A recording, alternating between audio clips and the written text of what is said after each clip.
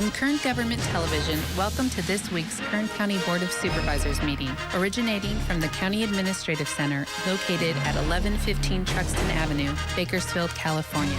Kern County's vision is to create and maintain a customer-centered county government designed to garner the confidence, support, and trust of the people we serve. Today's Kern County Board of Supervisors meeting will convene momentarily.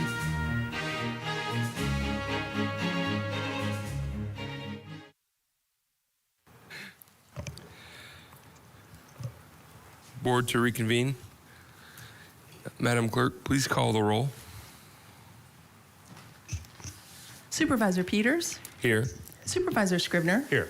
Supervisor Maggard. Here. Supervisor Couch. Here. Supervisor Perez. Here. Good morning and welcome to the Tuesday, June 8th, 9 a.m. meeting of the Kern County Board of Supervisors. We'll begin today with a flag salute led by Kern County Probation Department Chief T.R. Miracle. Following the Pledge of Allegiance, please stay standing for a moment of prayer, silence, or meditation, whichever you prefer. Salute, pledge. I pledge allegiance to the flag of the United States of America and to the republic for which it stands, one nation, under God, indivisible, with liberty and justice for all.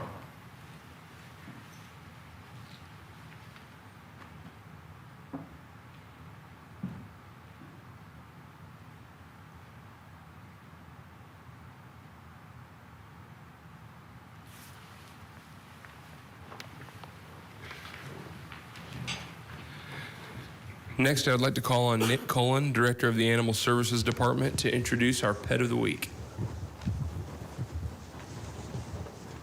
Good morning. Good morning, Nick. How are we doing today? I'm good. So is Stella. So how old is Stella? Stella, she's just about 3 months old. She's full of puppy. She's a whole lot of puppy. She's about a 3-month-old, like I said, 3 months old. Terrier mix. She came to the shelter about a month ago. She spent the last 3 weeks in a foster home, and she's looking for somebody else to take over foster responsibilities that can potentially adopt her for permanent. So that's Stella. Well, she's like a pretty friendly little girl, so hopefully we can find somebody to take her home today. We will. Thank you. All right, thank you, Nick.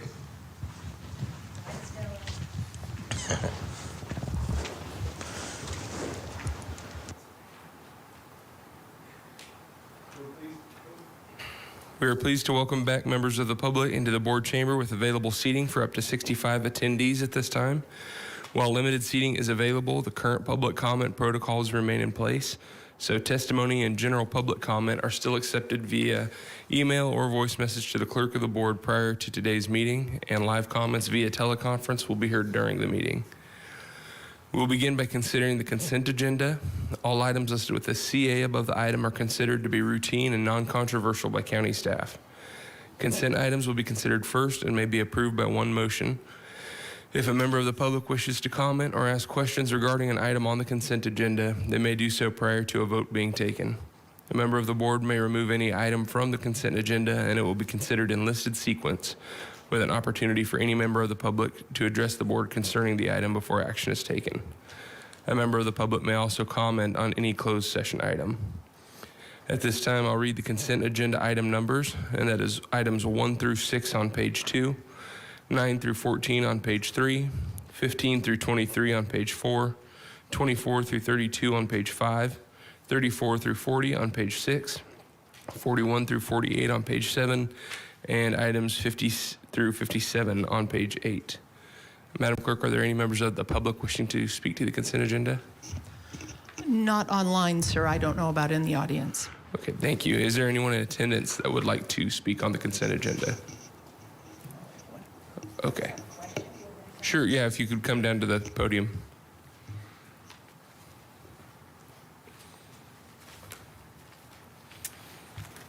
Good morning. Good morning. My name's Carol Bender. I was just on item 42. I was just curious on this annual updating training for the Department of Human Services personnel, $367,000. I'm just wondering, how many people are we doing? How many people are we giving the seminar to, and how many days of seminar are we talking about? That's an awful lot of money, especially if it's a mandatory meeting, and I'm just wondering where that money comes from. Okay, thank you. I appreciate that. I don't know if Devin Brown is here. If you might be able to, you don't have that information right now. Okay, well, if you want to reach out to our office, we can get you that info. Thank you. Okay, is there anybody else that would like to speak to the consent agenda? Or would any of the board members like an item removed for discussion? Okay, with that, I would entertain a motion to approve the consent agenda. So moved. My mic is, sorry, my mic, No second. problem. Thank you. Please cast your votes. The motion is approved. All ayes. Thank you. The board will now consider item number 7, public presentation. This portion of the meeting is reserved for persons to address this board on any matter not on the agenda but under the jurisdiction of the board. Board members may respond briefly to statements made or questions posed. They may ask a question for clarification, make a referral to staff for factual information, or request staff to report back to the board at a later meeting. Also, the board may take action to direct the staff to place a matter of business on a future agenda. Speakers are limited to 2 minutes. Please state and spell your name before making your presentation. Madam Clerk, are there any members of the public waiting to address the board? Mr. Chairman, I do have Salvador Solorio, who is calling in. So, Mr. Solorio, if you would unmute your phone by pressing *6, you have 2 minutes to address the board. Sorry. I'm actually in the audience, not Oh, calling. he's in the audience. Oh, okay. Okay, let me check and see if we have anyone else online. Sure. That was fast.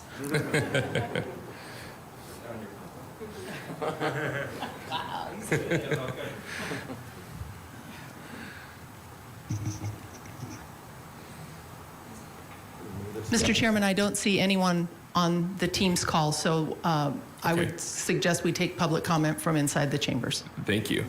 If there's anybody in the audience that would like to speak to the board, this would be the time. So if you could please come forward to the podium.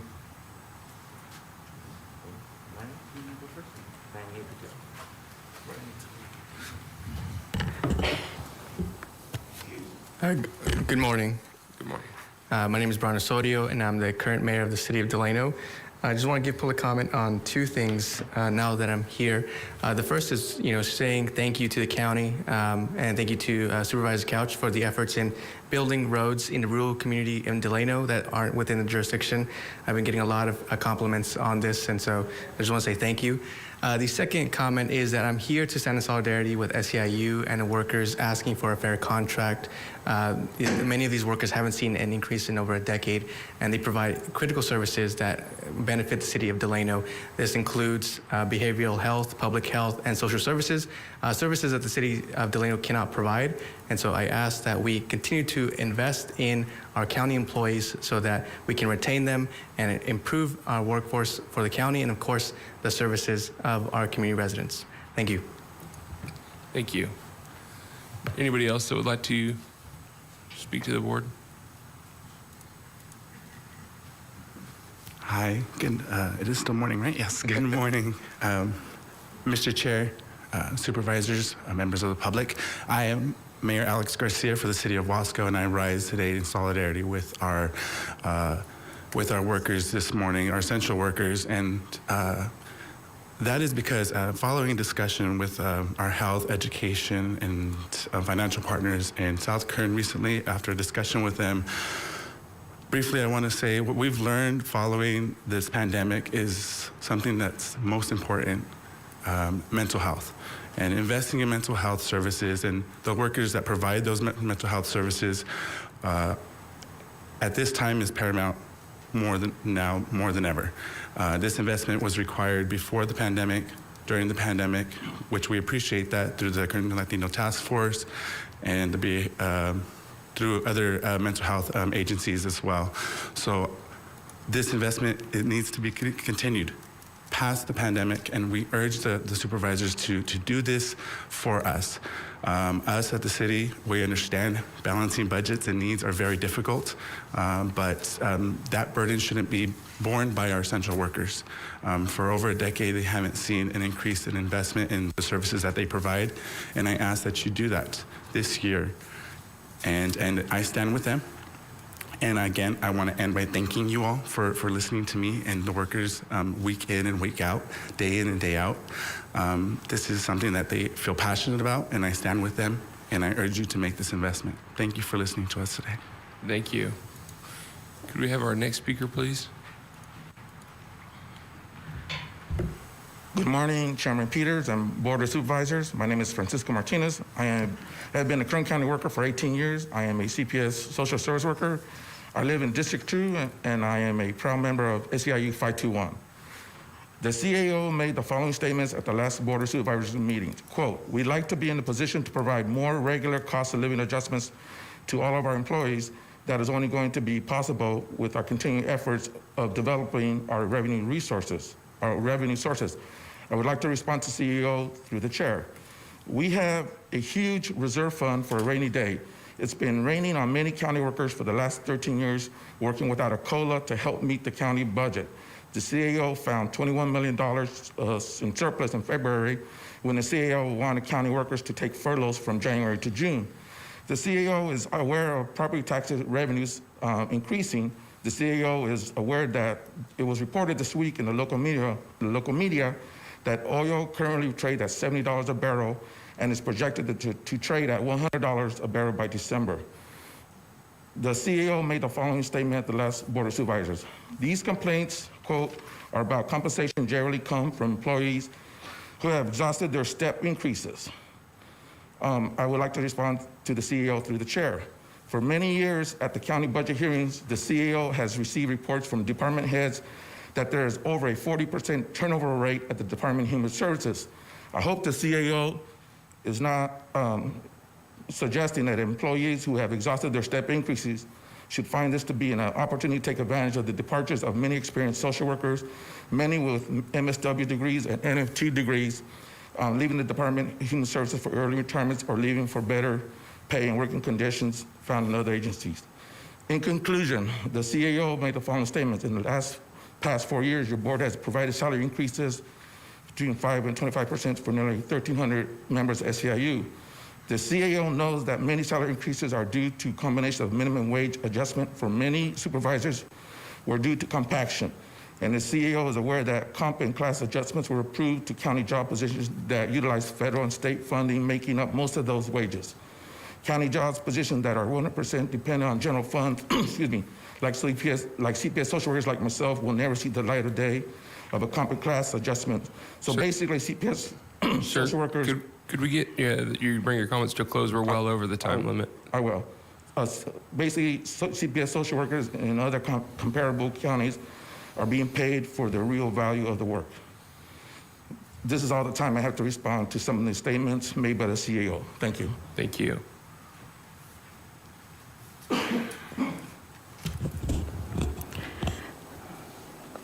Good morning. My name is Veronica Vasquez, Vasquez. I'm the president of SEIU 521 Kern County Chapter, and I'm also the vice chair for the city of Delano. So I'm first going to start off with my concerns for the city of Delano.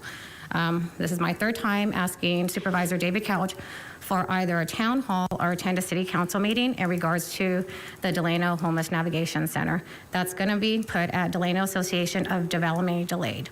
I have got emails, and so has the city council, in regards to me coming here and saying that the 2-sheet is vague. Yes, it is vague. When you put down, the committee asked, why don't you use Kmart? You said, ask the city. We don't own Kmart. You can call, you can find out if you can afford it, say you can afford it. The other thing that was on there was saying that, because it's going to be from 6 p.m. to midnight, that on their budget, they can't bus the houseless. While the committee wants to know what's going to happen after midnight. Are you just going to kick them out? Where are they going to go? So yes, your 2-page paper is very vague. And the other thing I'm going to ask is that your stakeholders stop targeting the mother who brought this to light to the parents of Delano Association of Development Delayed. That mother deals with a lot with having to take care of her daughter. Stop targeting her. Stop putting in emails that she's causing problems. She's not. She's advocating for her child and all the other kids in that place. Yes, I can forward you the emails. I got 2 this week from 2 of your stakeholders. So my suggestion is, before the pandemic, when you guys stopped having people in that last meeting, you had the director from behavioral health come in and talk about a mobile unit that's going out and assessing the houseless. I suggest you do that in the city of Delano, the 2nd largest community, and look for another location so that money doesn't go to waste, that grant money. There are solutions, and you don't have to use that location, and I don't think you should be compromising the DADD families and their loved ones. So next, my SEIU hat. SEIU members have worked during the pandemic and have financially struggled during the pandemic, receiving the resources that they give out to the community. Do what's right. Pay them a livable wage. These are your constituents. They live in your community, and the sad part is they can't even afford to live in the community. They can't afford to buy homes. Do what is right. I'm tired of coming here and telling you over and over again. And you know what the spectacular part is now? I'm the vice mayor of a city. I know what it is to be behind the scenes and closed doors. So it comes down to it, it's your fault. I can name all your fault on who it is and who's not doing right by their employees. We should not be treated this way. We keep this community running, this county running. Ma'am, you're well over their time limit. Can you please bring it to a close? Of course I can. Thank you. So once again, I will continue to come here and advocate for the city of Delano and for SEIU Kern County members. Thank you. Thank you. Could we have our next speaker, please?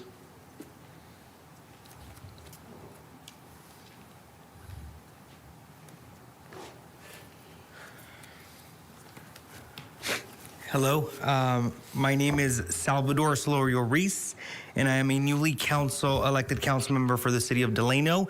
And I'm going to start off by seconding my vice mayor and saying that Mr. David Couch, I think our constituents would definitely appreciate a town hall. It's the least that you can do.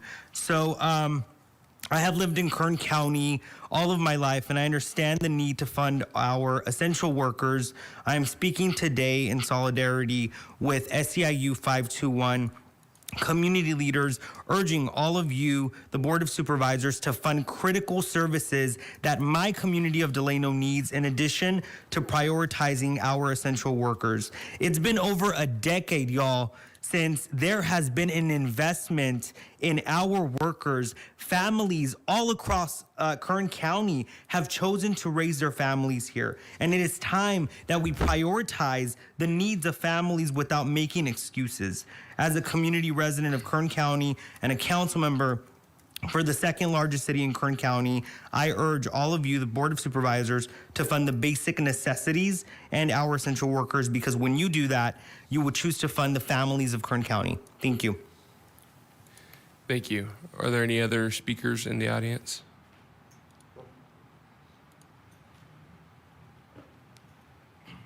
Good morning. Good morning. My name is Alicia Lamont. I have been a social worker in Kern County for 14 years, and I am a member of SEIU Local 521. I live in Representative Scrivener's district, and I am a voter. I want to talk about retention issues at the county and how it's impacting recent graduates in our community. A couple of weeks ago, I was at my younger sister's graduation from CSUB. The president of the university delivered a speech. In that speech, there was a message to the graduating class stating, "Congratulations, go out there and make a difference."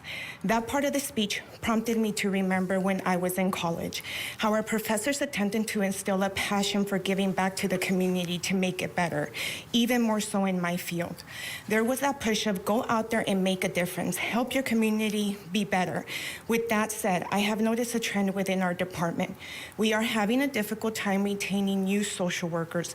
They have the passion and want to make a difference, yet the wages make it difficult for them to see a future with the department or the county. I say all of this because at the end of the day, being unable to retain staff does not help us grow as a department, hindering our growth, preventing us from being able to produce amazing workers that will help in the community, that want to make a difference in the community, that want to work providing the best client services as possible, making our community better. Yet we're struggling to do that. We're struggling to retain new employees. We are losing staff that can bring much to the table, could bring new ideas, new possibilities to other jobs that frankly pay more for less stress on the job. Decent raises and wages is a win-win for our community, our employees, and our local economy. I ask this Board of Supervisors to come together, prioritize our communities, and find solutions to address our retention issues in Kern County. Thank you. Thank you. Could we get our next speaker, please?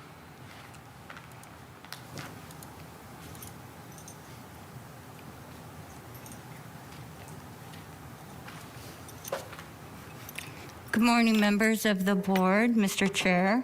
My name is Deborah McClanahan, MCCLANAHAN. I am a 20-year voting constituent of District 2. I am a almost 15-year employee of Kern County, and I'm also an SEIU Local 521 member and leader.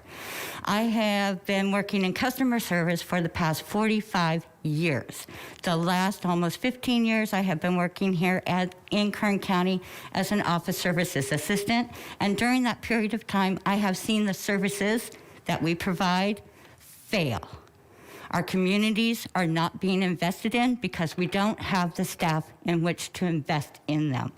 So in order to invest in the communities and provide for the homeless, the elderly, our children, those individuals who are struggling because of the stagnant wages and low incomes based off of a $14 minimum wage.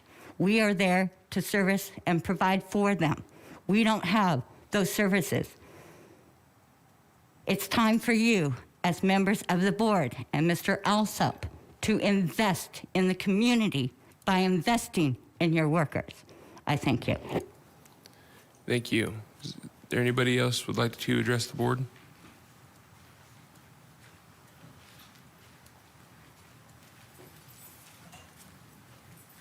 Good morning again. Good morning.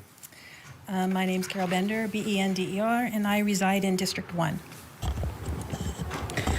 I wrote to you 2 weeks ago regarding concern for our county firefighters and my concern that the budget is not adequate to protect both the firefighters and the citizens of Kern County. On May 16th, they could not staff a fire station near Tejon, and it had to temporarily close. In a previous meeting, we were reassured that you're not going to let that happen. I want to draw your attention to a recent homicide at the LA County Fire Department. Just south of us, a firefighter shot and killed another firefighter as well as himself. This is unprecedented. The media drew attention to the fact that only 4 firefighters were stationed there, a very remote location. In Kern County, the minimum staffing number is 3. I have viewed testimony given to you in this past about the stress on our county firefighters due to low staffing and low pay. Both of these things contribute to increased mental health and relationship issues as well as attrition. We are losing county dollars training firefighters only to have them leave to other counties or even to the city of Bakersfield due to these issues. The can has been kicked down the road far too long with regard to funding. Public safety must be even more on the forefront in the county budget above other line items. New recruit academies pay both the fire and sheriff hires at $40,000 to $41,000 a year, and that has not risen since 2008. This is the pay regardless of college education, certifications, or experience. How can we attract firefighters and sheriff candidates who must begin as recruits? If even just a 2% COLA had been given each year since, the beginning pay would be 28% higher than it is today. No adjustments to base pay over the years and too many openings put us all at risk. For those firefighters and sheriff department staff that have been working diligently, often doing mandatory overtime during this pandemic, there is now opportunity with this new budget to compensate them fairly and retain current employees. I applaud you for the funding that was given this past year to replace decades-old equipment. However, salary compensation and adding enough firefighters was not a part of that funding. The physical and mental toll on these safety service providers is just too much to ask year after year. I inquired as to why citizens had to wait yet another year before the fire department could fractionally begin to collect adequate monies from outlying cities for their services and got no response. For example, collecting $25,000 a year for fire services and approximately $150,000 for law enforcement services in Maricopa is unacceptable.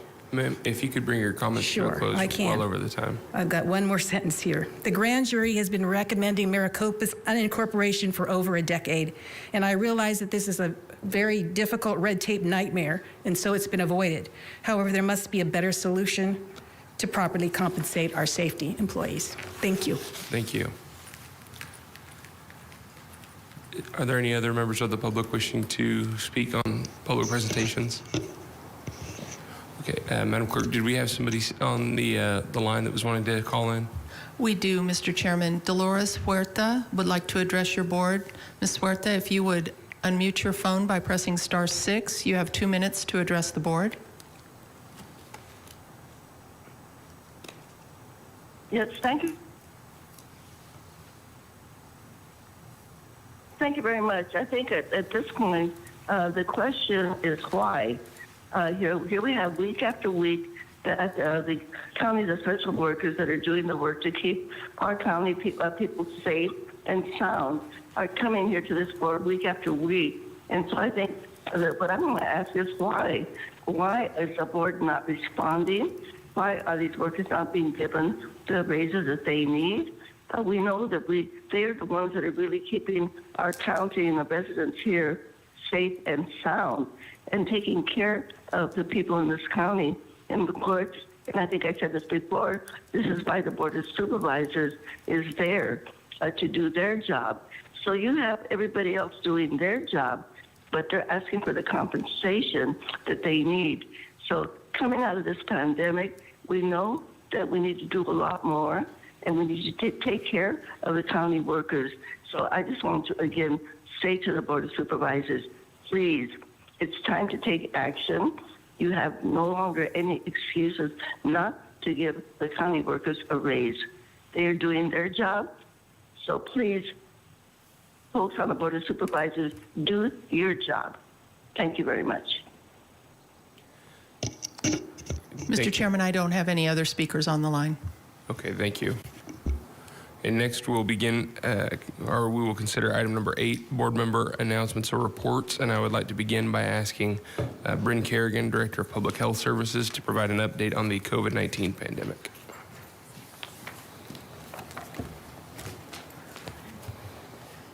Good morning, Mr. Chairman, members of the board.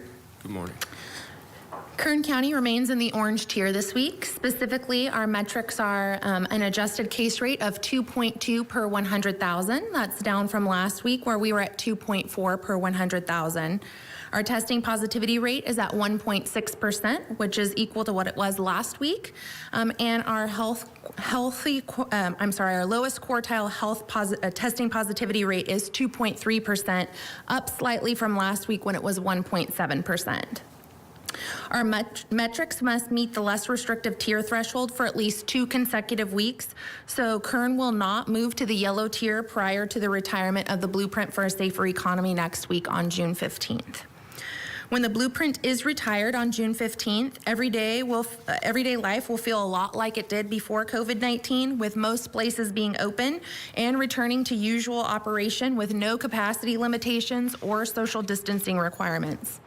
The only exception to this is for mega events, which are defined as an indoor event with more than 5,000 people, which will require verified fully vaccinated status or pre-entry negative COVID-19 test, and requiring masking for those who are unvaccinated. These requirements will be in place until at least October 1st, while the state continues to monitor COVID-19 vaccination rates and infection rates. Last week, our department attended a call with California Department of Public Health where masking beyond June 15th was discussed. The draft guidance has 3 categories. 1 where masking is required regardless of vaccination status, 1 where masking is required for unvaccinated individuals, and 1 where masking is recommended for unvaccinated individuals. According to this draft document, masking will be required regardless of vaccination status in the following settings: public transit and transportation hubs, healthcare facilities, long-term care facilities, homeless shelters, and cooling centers. Masking will be required for those who are unvaccinated in the following settings: K through 12 schools in indoor settings, childcare in indoor settings, and indoor mega events. Masking will be recommended in the following settings: indoor settings for unvaccinated individuals such as retail, restaurants, places of worship, theaters, family entertainment centers, meetings, and state and local governmental offices serving the public, and outdoor settings for unvaccinated individuals where physical distancing cannot be met, such as crowds, high-contact sports, live events and performances, and parades.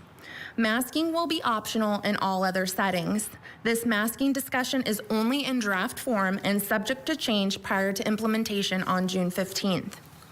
As of yesterday, the county has been allocated 428,965 doses of the COVID-19 vaccine.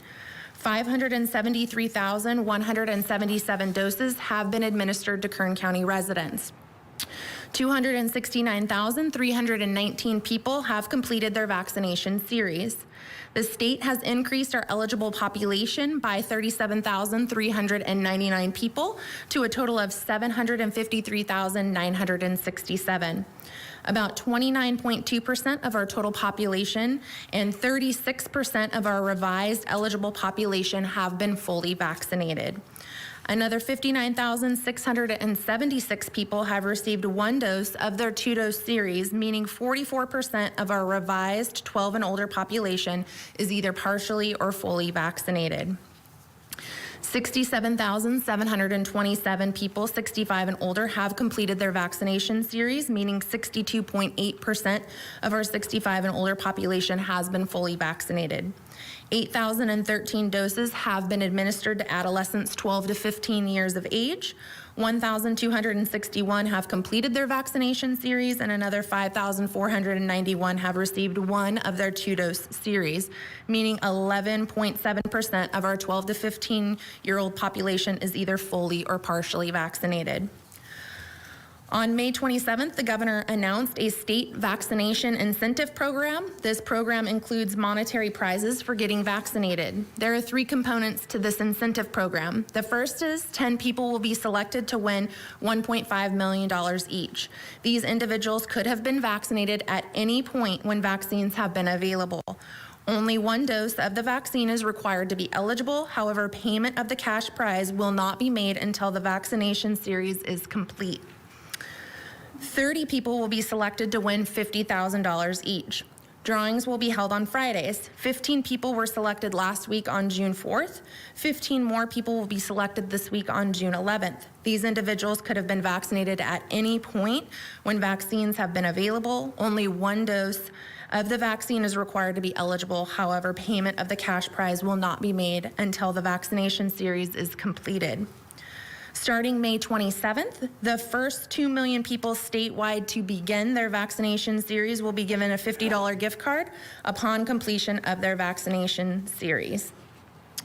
If we project based on the rate we have been administering vaccine over the past 4 weeks, it will take an additional 66 weeks to fully vaccinate the rest of our 12 and older population.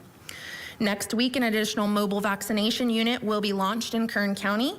This mobile unit is provided by the state, free of cost to the county, and will serve our community 5 days each week until July 31st, 2021. Mr. Chairman, members of the board, this completes my update. Thank you. Are there any questions from the board? Okay. Thank you. Are there any other reports or referrals? Supervisor Maggard? Thank you, Mr. Chairman. I just wanted to say that it's with a heavy heart this morning that we noticed that just a beautiful soul, a servant of Kern County, Patricia or Pat Ebel, has passed away. She was kind and generous and just really a beautiful soul and did a great job. So she's left a great legacy, and I want to express my condolences to her husband, Daryl, and their family. Thank you, Supervisor Maggard. Any other reports or referrals from the board? I plugged in. Supervisor Perez. Thank you. I wanted just to say a heartfelt thank you to KGT, Telemundo, Bakersfield College, the Latino COVID Task Force, and Kern Medical. Last Thursday, they hosted together a vaccine clinic. It was a total success. 178 otherwise hesitant neighbors of ours received the vaccine as a result of that event. Tacos were served, snow cones, food boxes were given out, and it was an incredible display and a continual building of community, actual community. So really hats off to those folks. And of course, thank you to Kern Medical that has been really on the front lines and such a critical linchpin. Ryan, hats off to you for all of those connections. So thank you. Thank you, Supervisor Perez. Any other reports or referrals from the board? Okay. We will now consider item number 33 under County Administrative Office, a presentation on the American Rescue Plan Act. And I will turn it over to our CAO, Ryan Alsop. Mr. Chairman, members of the board, appreciate that. I'm just going to hand it over to Mr. Zervis of my office to get right into it. Thank you.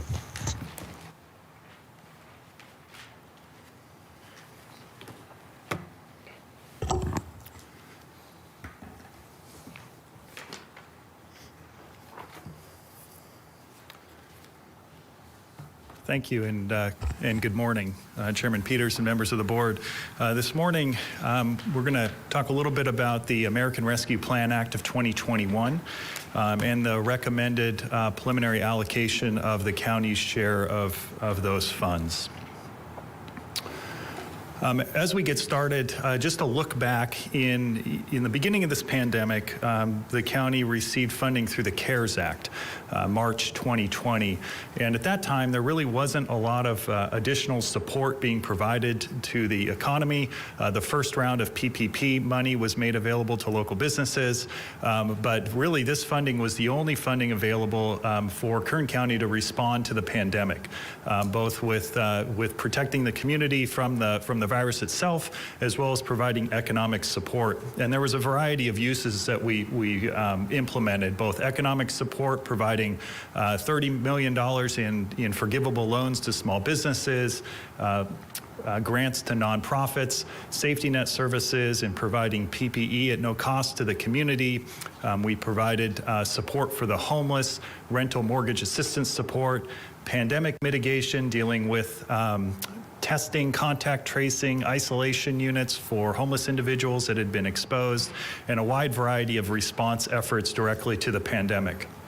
In addition, we provided public services support. So we supported special districts and other cities in Kern County with direct funding, because the CARES Act only provided funding to jurisdictions with over 500,000 in population within their jurisdiction. So in Kern County, the county was the only agency that got direct allocation of CARES funding. So at the time, the county invested in a wide variety of kind of external needs surrounding the pandemic. Today, things are different. As we've moved through the pandemic and where we are today, not only do we see infection rates dropping and the kind of moving out of COVID-19, but there's also a wide variety of support being made available through the federal and state and local government. So some of this is through the American Rescue Plan Act. Some of this is through the state budget. But things like there's currently $51.9 million in rental and utility assistance within Kern County, in addition to $32.6 million that's made available for rental and utility assistance in the city of Bakersfield. We're utilizing $45 million in ESG grant funding to provide actual direct response to COVID-19, vaccination efforts, contact tracing, all of these things countywide, both in places like the fairgrounds, but also mobile units that are serving throughout the community in Kern County.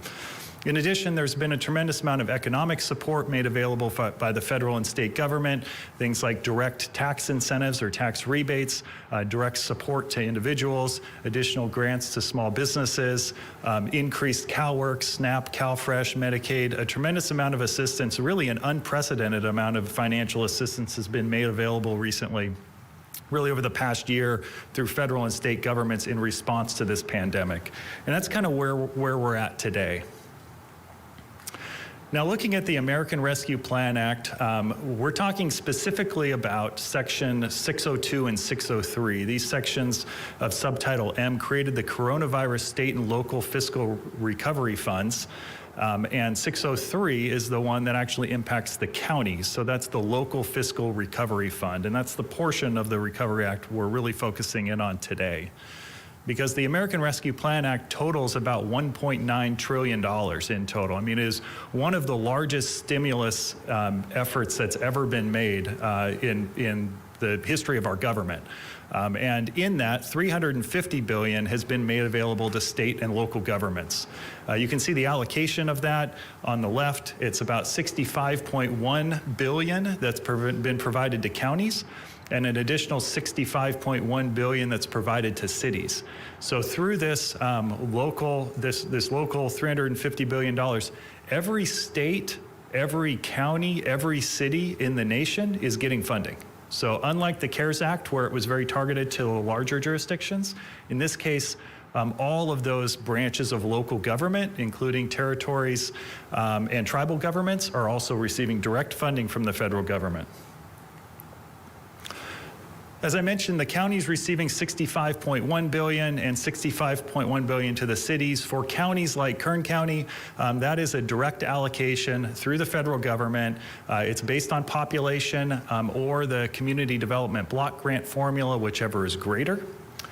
For cities, there's actually two different avenues. For larger cities, those being over 50,000 in population, they're going to receive a direct allocation from the federal government. For the smaller jurisdictions, they're referred to as non-entitlement units of local government. That's cities under 50,000 in population. Those funds will flow through the state, also based on population, but not to exceed 75% of their latest budget. In Kern County, this is what our allocations look like. The non-entitlement units, those smaller cities, these numbers are estimates. Those final numbers haven't been released. You can see in total, in Kern County, the total estimate's a little over $312 million, of which $174.8 million is the county's allocation, $94.5 million, City of Bakersfield, $14 million to the City of Delano. And then you can see those allocations for the smaller jurisdictions. And again, those are currently estimates. But it's a tremendous investment into Kern County. So rules and guidelines, the ARPA was adopted, it was signed into law March 10th of 2021. That funding, the direct allocations are being provided in two tranches. 50% was received last month in May, and 50% will be received in 1 year. So the county received its first 50% allocation last month.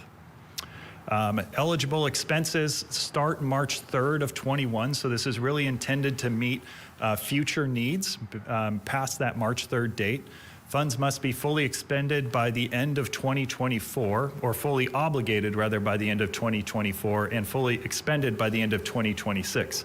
And I'll point out that that's different than the CARES Act, where we had about 9 months to spend that allocation. Here, you've got until the end of 2024 to obligate and 2026 to expend. And the reason that there's a 2-year buffer there is because one of the allowable uses of this funds are infrastructure projects, which obviously take time to plan and award and construct. The U.S. Treasury Department has issued a 134-page interim final rule over how these funds can be expended. So we're going to look at what Section 602 and 603 say as far as allowable expenditures, but realize that the U.S. Treasury Department is interpreting what that means in a lengthy rule, as well as FAQs and additional fact sheets. That is an interim rule, so it's out for comment. That comment period ends July 16th of 2021. And remember, all of these units of local government throughout the nation are receiving this funding, so there's a lot of questions coming back to Treasury as to what's allowed, how it can be spent, and some of the nuances in how to implement this funding.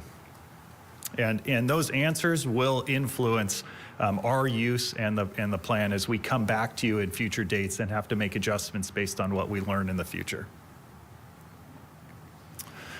The American Rescue Plan Act, again, under Section 603, there's really 4 specific allowable uses of this funding. Section A, or subsection A rather, is to respond to the public health emergency with respect to coronavirus or its negative economic impacts.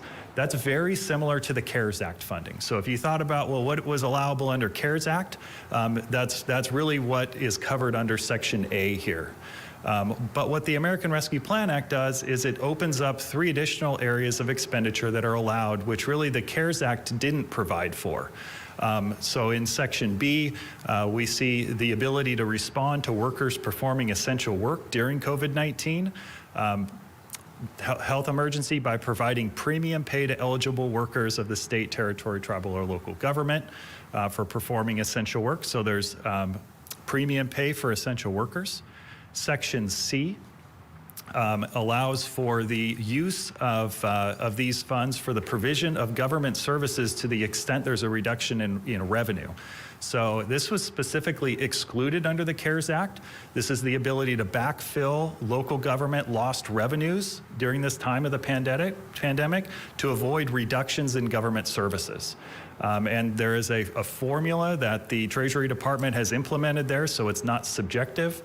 We are working on, and a lot of the questions regarding guidance are to how to apply that formula and make sure we understand that. You'll see our estimate to that number shortly, but that is one of the allowable uses here, is to backfill lost revenue effectively. And then Section D, which is really departure from COVID-19 because it's not directly related to that, but it is to make necessary investments in water, sewer, and broadband infrastructure. So those are the 4 explicitly allowable uses. There really are only a couple things you're not allowed to do, and then the Treasury Department has expounded on that in their guidance. The specific legislation says you're not allowed to deposit any of these funds into the public pension fund. So you can't use this to backfill your unfunded pension liability. That was explicit in the law. Now, the IFR goes on to say, well, you can't use it to repay any outstanding debt. You can't make principal and interest payments on outstanding debt. You can't backfill rainy day reserves, and you can't use this for a match on a federal grant. Really, the intent here is to say you need to use this money for services and projects going forward. And to the extent you're paying a settlement or you're repaying debt, you're really paying for something that's occurred in the past. So they're wanting us to focus on things going forward. And then specific to states and territories, they're not allowed to use this funding to offset any reduction in tax revenue. So the state can't cut income taxes to its residents and then use this to backfill the difference. That's explicitly excluded, but that is not an issue for counties. Now, in addition to the Treasury Department, the GFOA has issued some guidance. So this is the Government Finance Officers Association. They are the authoritative kind of guide as far as local government finance is concerned, and they've offered some best practice advice on how to use these funds. First, recognizing that these are temporary in nature and that we should avoid to create any new programs or add on to programs that require ongoing financial commitments because of the temporary nature of this funding. That recognize that any operating deficits that are being closed because of that backfilling of lost revenue are temporary in nature, and we need to focus on long-term solutions to provide for structural balance in our budgets. And then in particular, that investment in critical infrastructure projects are particularly well suited for these programs because of the one-time nature of the funding source.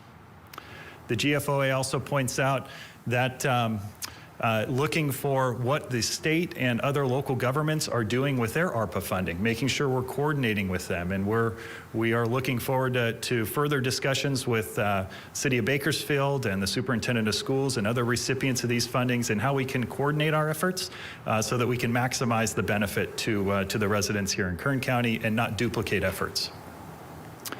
And then just to take time and careful consideration to spread these projects and this funding out through December 31st, 2024 to really get the most out of these funds, that not to rush out and spend them hastily, I guess. And then also not to supplant other funding programs. So if we've got grants lined up for a project, we wouldn't want to forego those grants and spend this money on them. We'd want to maximize the use of both of those funding sources. And just to really carefully consider all the alternatives. So that's the framework that we used in order to evaluate uses within the county. And in order to develop this plan that's before you today as far as the initial utilization for these funds. This is our intended or the intended use or recommended use based on these eligible categories. It'll be implemented through the county's budget. We'll be back before you. Recognize that this is fluid, just like we had to do with the CARES Act, where we came back before your board several times to make adjustments to that plan based on new information, new unmet needs, and just the changing landscape. We'll be doing the same thing with this funding. This is really our first take at bucketing these funds for uses according to the eligible categories. So the recommended plan here today, I'm going to go through each of the 4 categories that we discussed earlier. So under category A, when we talk about the public health emergency and responding to that emergency, we have earmarked about $28.2 million at 16% of the total. The first and largest is support for homeless, behavioral health, substance abuse, and mental health, $15 million. That will go to work with behavioral health in dealing with these issues surrounding homelessness, surrounding mental health, substance abuse within the community. We're looking to partner with the city in this effort as well, and utilizing all county departments, but primarily behavioral health. and even our law enforcement agencies, and partnering together with the MET and the JET teams in order to reach out and really bring help to those people that are struggling through this pandemic with these issues of mental health, behavioral health, and substance abuse. We'll be back before your board with a better understanding of what that plan looks like. That's currently being worked on. The second category here is $10 million to mitigate the economic impacts on the County Public Hospital Authority. That's Kern Medical. They've experienced a substantial decline in revenue and expenditures well beyond $10 million, and this will help them deal with the economic impacts there. $2.45 million to restaff our county libraries. Those staff were put on hold as all those libraries were closed during the pandemic.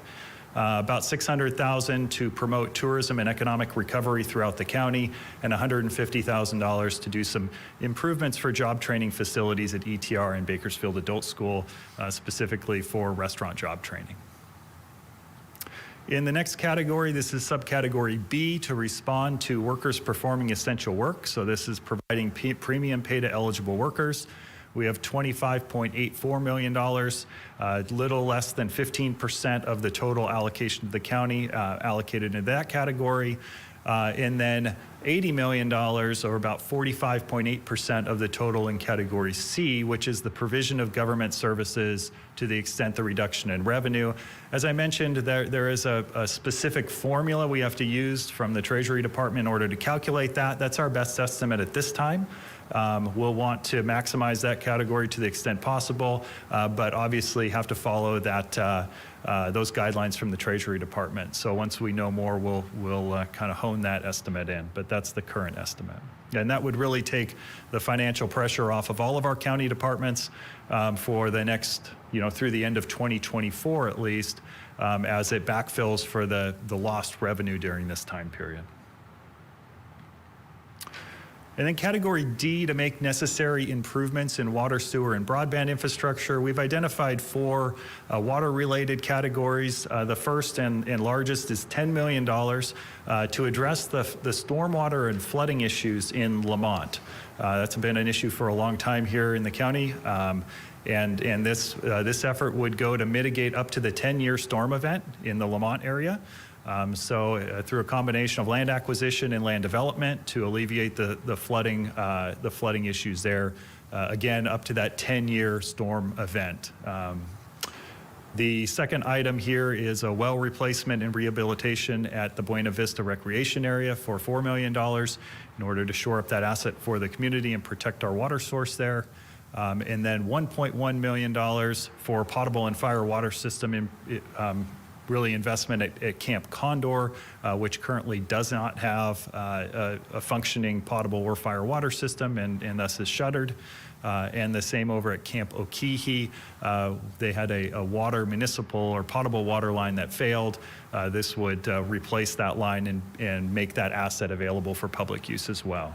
And that's $620,000. We have 3 sewer line wastewater projects that have been identified as unmet needs.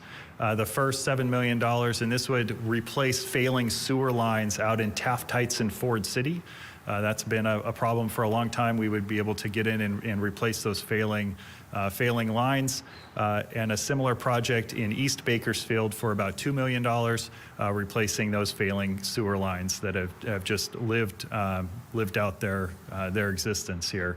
And then $6 million in trunk lines and lift station improvements in Northwest Bakersfield. Again, none of these have identified funding sources, which is why they've been identified as good uses for these one-time funds. And then the final project on our list here is public Wi-Fi at all 43 county parks. So we intend on building out pre-public Wi-Fi at all 43 county parks throughout the county. We'll be starting in Hart Park and then spreading out from there as we kind of do proof of concept and launch that for the community, meaning that anyone needing access to the internet can come to a county park, jump online and be able to do their schoolwork, apply for a job, whatever they need to do when they're online. So those are the categories. Again, here's a summary of that $174.85 million in each of those 4 categories. And I'd be happy to answer any questions that the board or the public might have. All right, thank you, Mr. Zervis. Are there any questions from the board? Mr. Chairman? Supervisor Couch? I just want to compliment Ryan, you and your staff on the work you've done, and I'm very appreciative of that you thought of Lamont.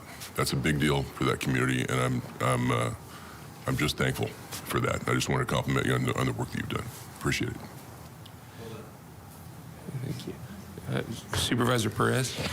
Jim, I really appreciate the investment into our public spaces so that folks in our community, rural or otherwise, can access the 21st century. I mean, this is major. It's big. I am so grateful. Everywhere I go, Jim, I hear from folks that are living check to check. We know 78% of the country was living check to check before the pandemic. I imagine it's worse than that now. That's a lot of our people, as you know. So paying for internet month in and month out, it isn't inexpensive. It's quite pricey, stunningly, for the competition. But nonetheless, this is a game changer for Kern County, that our parks would have the ability to access job opportunities and communicate with the world. It is really an exciting transition and an exciting moment for Kern County. So we've talked about it before, but I'm really excited about that. I know so many people whose lives will be, changed instantly for having such regular, consistent access that isn't, breaking the bank. So really, thank you. And to Supervisor Couch's comments, really in a fantastic job, Ryan. This is exciting for Kern County. Feels like a game changer, and I really appreciate all the attention to detail. And Jim, your particular devotion and integrity through this process. So, hats off to you, and a very heartfelt thank you. Are there any other supervisors that would like to comment? Okay. Well, thank you very much, Ryan and Mr. Zervis. I appreciate it. Madam Clerk, is there any members of the public wanting to speak on this item? Mr. Chairman, members of the board, I do not have anyone on the Teams line to address your board. However, we did receive one voicemail related to this topic, so we'll go ahead and play that voice message now. Great, thank you. It's from Jacob Evans. Hi, my name is Jacob Evans, and I'd like to address ARP funds, or to be read under public comment. Some of you supervisors already know me. I've been an attorney at the Public Defender's Office for over 13 years, and still that's less time than it's been since this county's essential workers have seen a cost of living increase to their pay. When I first chose to come to Kern County, it was because the pay was competitive, the living was affordable. Our county has unfortunately lost that draw. It has become terribly difficult for our county to recruit and to retain high-quality professionals. I've watched as so many excellent colleagues leave for other counties with better pay, better living, and a better opportunity to actually help the people who need their help. That means that our community is served worse now than it has ever been. That poor service results in disparate access to justice for the impoverished communities who are completely reliant on us. They don't have alternatives. For many people we serve, people who our Constitution presumes innocent, for those people it's literally a matter of help from their public defender or it's jail. If you had that choice between an essential public service or jail, you know what you would choose for yourself, and it would be an easy choice. It's shameful if you can't make that choice just as easily for someone else. You've got the money. The community that you are responsible for has the need. Invest in your community. 13 years is far too long to wait. Thank you. That concludes public comment. I don't know if anyone in the board chamber would like to provide comment, Mr. Chairman. Thank you. Supervisor Couch, did you? I'm sorry. You go. I was going to make a motion to take an action, but if you need to go to the public, I appreciate it. Okay. Anybody in the public wanting to speak on this item, now would be the time to do so.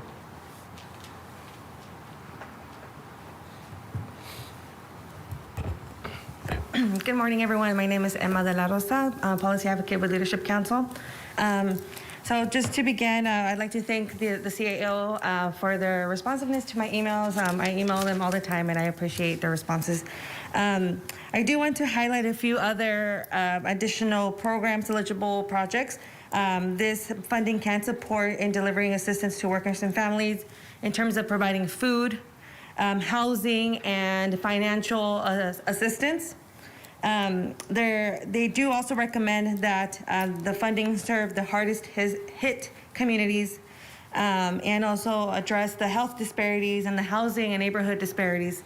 I'd like to highlight the fact that the Fuller Acres community, which is in Mr. Scrivener's supervisory district, does not have any lights, does not have any sewer systems. They have TCP, arsenic in their water, and they have not seen any type of investment in that community. Mr. Scrivener, I know you've been at Fuller Acres a few times in the past before, and folks have shared with you their concerns and their needs. It would be great to see some type of project here for infrastructure for the community of Fuller Acres, maybe beginning with some lights. They are in complete darkness at night. I'd also like to highlight the need to provide funding for the farm workers who have been giving everyone here food, and the state along with the country. They also deserve funding for essential pay. And I also want to, I think that was it for the American Rescue Plan. We will definitely be providing some more comments on allocations there. And I'd like to do a very respectful and kind reminder that United Against COVID-19 Coalition was also at the vaccine clinic last week, and they were out conducting outreach and inviting folks to come out to get vaccinated. So I just wanted to make sure that we all knew that they were there. Thank you. Thank you for the reminder. Appreciate that. Okay, is there any other member of the public wishing to comment on this item? Okay, seeing none, I would entertain a motion to approve. I'll make the motion, but I want to tie one thing down, Mr. Zervis. This, I think you said it already, but this is a draft, I guess. It can change, it can be modified, you can bring back recommendations, we can bring them to you, and we can take a look at them. Yes, Supervisor Couch, to the chair. Thank you. So I'll move approval. Thank you. Is there a second? Second. Mike beat me. Okay, please cast your votes. The motion is approved. All ayes. The board will now consider item number 49 under the Sheriff's Department, a request to approve sole source procurement and 5-year standardization of Axon Enterprise body-worn camera and taser devices.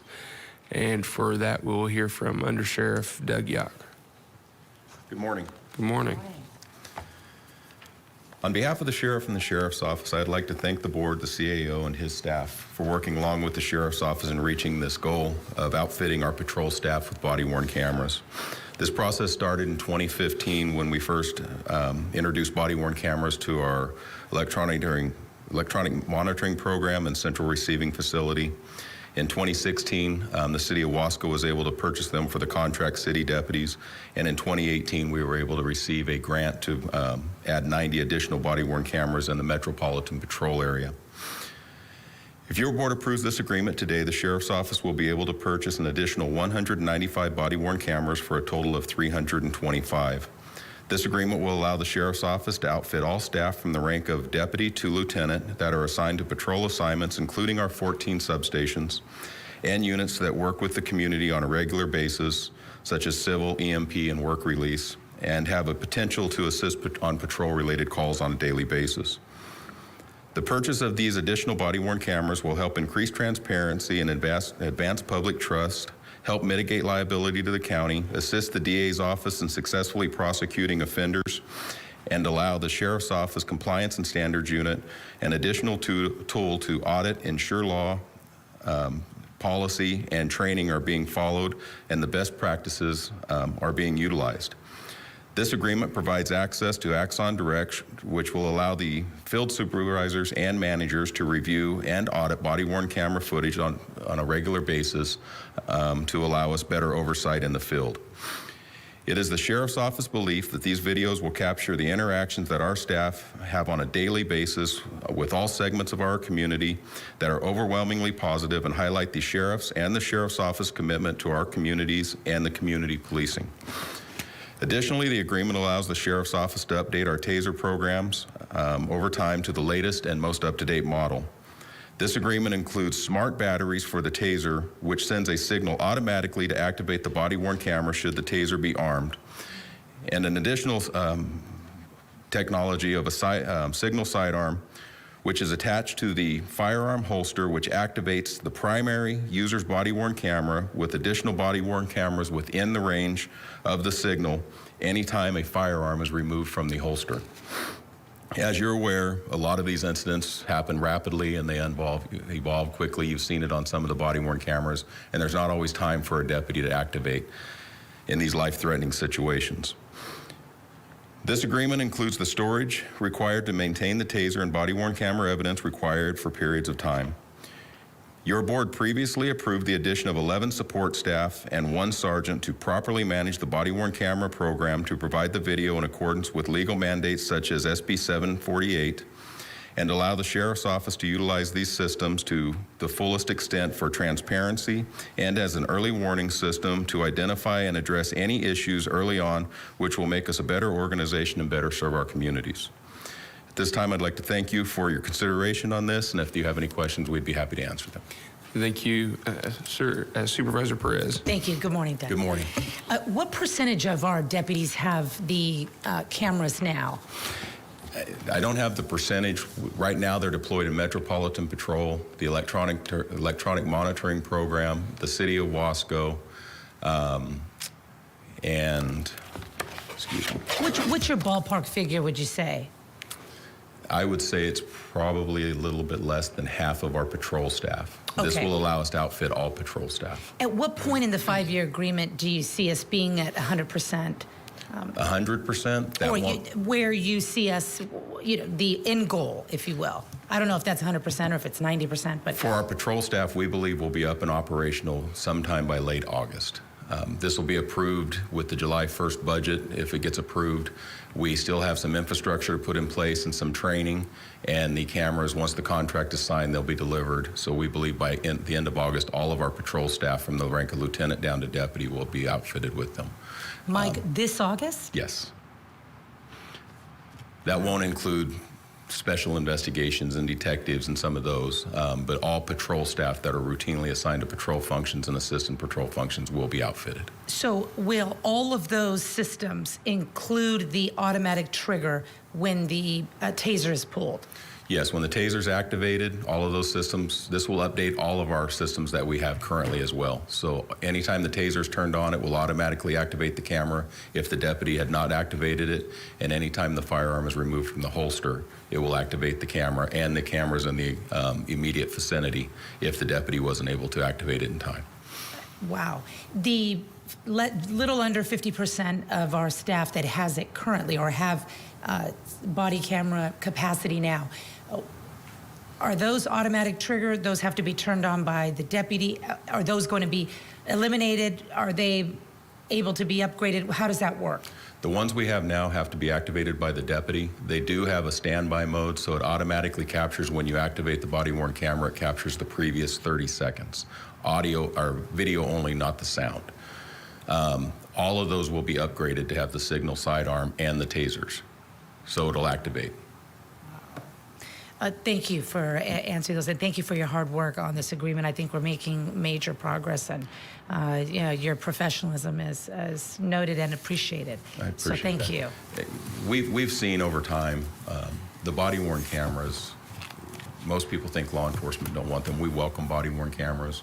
We do the right thing 99.9% of the time, and when we don't, these help us identify the issues and we can address them. Thank you very much. Supervisor Maggard. Thank you, Mr. Chairman. Thank you, Under Sheriff Yock, and all of the command staff for the great job you guys do. When we began looking at body-worn cameras, a significant issue, as I recollect, was how we would manage and store the vast amount of data that will come in as all this footage is needs to be archived and managed. So how is that being, how is that detail being taken care of? Included in this contract is unlimited storage, so it's included in the price of the taser and the body-worn cameras. So does that storage take place somewhere else? It's stored in a cloud-based system owned by Axon. And how long do we archive footage of events before it's... There's different time frames that we maintain. Do we have the exact time frames, Adam?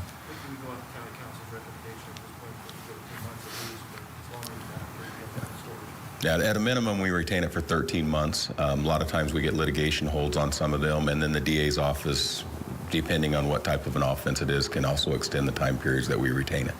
Very good. Well, I appreciate your commitment to transparency, and good job, everyone. Thank you, Supervisor Maggard. Any other supervisors' questions for Under Sheriff Yock? I'll move approval. Nice job. Thank you. Thank you. Is there any public comment? Anybody wishing to speak to this before we vote? Okay, seeing none. Mr. Chairman, I don't have any outside public comment either. Thank you, I appreciate it. Okay, so seeing none, we have a motion and a second. Please cast your votes. The motion is approved. All ayes. Okay, thank you. Having no more items to consider in open session, I'll entertain a motion to adjourn to closed session to consider CAO office item number 58 and county council items 59 and 60. So moved. Without objection, we're adjourned.